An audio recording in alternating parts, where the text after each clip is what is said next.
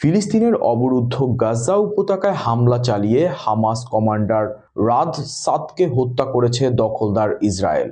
এ ঘটনায় ইসরায়েলের প্রধানমন্ত্রী বেঞ্জামিন নেতানিয়াহুর উপর ক্ষিপ্ত হয়েছেন মার্কিনিরা। সোমবার সংবাদ মাধ্যম এক্সিওসকে এ তথ্য জানিয়েছেন হোয়াইট হাউসের এক কর্মকর্তা। তিনি বলেছেন, নেতানিয়াহুকে বলা হয়েছে, যদি আপনি আপনার মর্যাদা ক্ষুণ্ণ করতে চান এবং যুদ্ধবিরতির চুক্তি মানতে না চান, সমস্যা নেই, কিন্তু গাজায় প্রেসিডেন্ট ডোনাল্ড ট্রাম্প যে যুদ্ধবিরতি করেছেন সেটি আমরা আপনাকে নষ্ট করতে দিব না।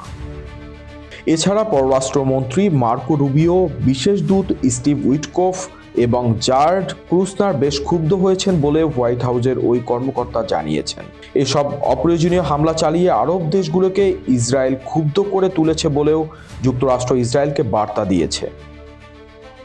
নেতানিয়াহুকে যুক্তরাষ্ট্র আরও জানিয়েছে, গত 2 বছরে নেতানিয়াহু নিজেকে বিশ্বমণ্ডলে একাকী করে তুলেছেন।